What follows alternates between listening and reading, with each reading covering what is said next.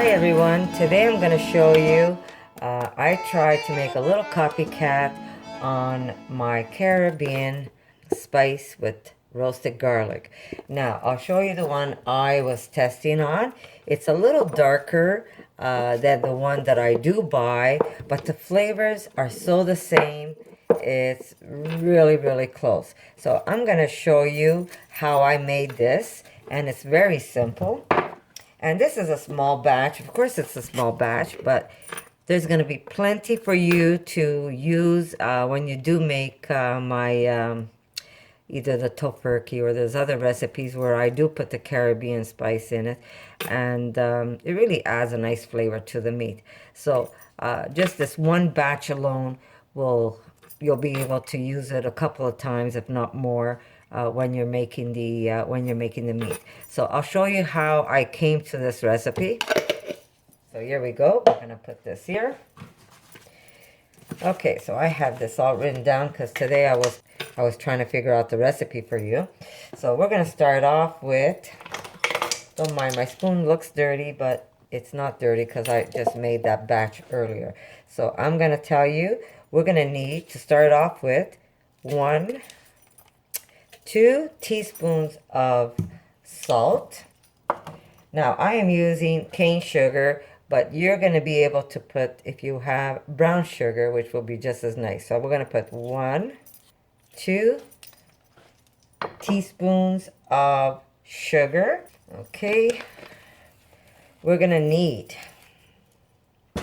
let me just mark this off as I'm doing it because I don't want to mess up the recipe either. So we have the salt and we have the sugar.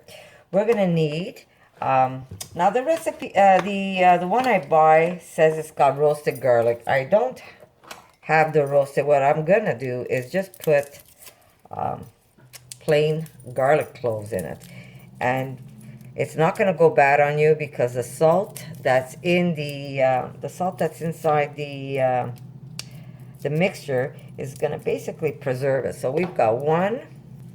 Now these are kind of smallish, the cloves, so I'm gonna put 2 and this little bit, but basically you want 2 medium-sized cloves of garlic. Okay, now we're gonna put dried onion. I have dehydrated onion, and I'm gonna use 1.5 tablespoons. So we've got the 1, and we have a half of dehydrated onions. You're also going to need some allspice. And we're going to put 1.5 teaspoons of allspice. Now this is what the allspice looks like. They're like tiny balls. And we're going to put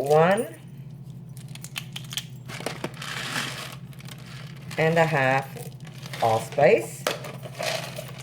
Now, chili flakes. Here we go. Now, again, this is optional, but I'm gonna put. It's not that it's optional. If you buy the one that's already at the store, it is spicy. It has a little bite. But if you don't want it, I guess you can leave it out. But we're gonna put a half a teaspoon plus, as you can tell, of the chili flakes. Cloves. Now this is ground clove, and we're gonna put a 1/4 teaspoon of ground clove. Here you go. And we're gonna put also a 1/4 teaspoon of ground nutmeg. There we go. Simple. And these are spices that they use in a lot of Caribbean dishes. Now, cinnamon. Okay, the batch that I made earlier, I think I put a little too much cinnamon. So we're going to cut this cinnamon. I had put half a teaspoon of cinnamon, but I think I still like it.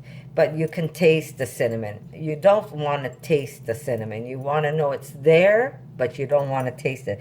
So you can do, I would say, from an 1/8 to a 1/4 teaspoon. Since I put half, I am going to do 1/4 teaspoon rather than the half that I had put to start off. Here we go. This is in there for sure, cilantro seeds. We're going to put 3 teaspoons or 1 tablespoon of cilantro seeds. That's in there for sure because you can taste that. You can really taste the cilantro seed in the store-bought one. We're going to need paprika, and we're going to put 2 teaspoons of paprika.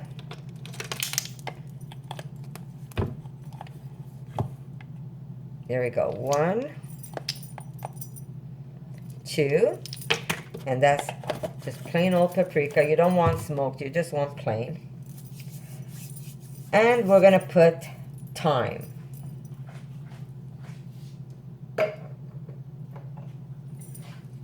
Now you can just buy dried thyme. I have mine that I dried myself. So I'm going to put about 1 heaping teaspoon of dried thyme. And that's how simple this recipe is. We're going to close this up and we're just going to give it a nice pulse. Now, when you pulse this, it's like the one I buy. You can see the little bits in it. But if you don't want to see the bits, just pulse it till it becomes almost like a powder. But I don't mind the little bits in my meat, so I'm just going to pulse this up. And here you go. And there is your Caribbean spice. If you taste this, it tastes just like the one I buy. And since I cut the cinnamon, this is great. Now it tastes just like the one I buy. I had put a little, earlier when I was trying it out, I put a little too much cinnamon, and you could actually taste the cinnamon in it. But now the cinnamon's in there, but it's not over. It doesn't, you don't just taste the cinnamon. So that's how easy to make your Caribbean spice. The garlic will just dehydrate on its own. The salt's going to take care of it, so it won't even go bad on you. Just get yourself a little jar. I'm just going to add mine to the one I made earlier.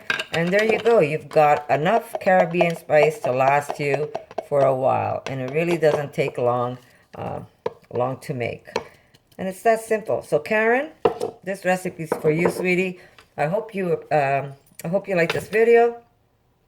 And I hope you make it. Let me know how you like it when you make it.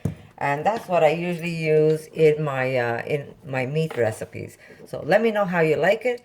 So guys, if you want to see more recipes like this, just give me a thumbs up, leave a comment, and I'll see you in the next one.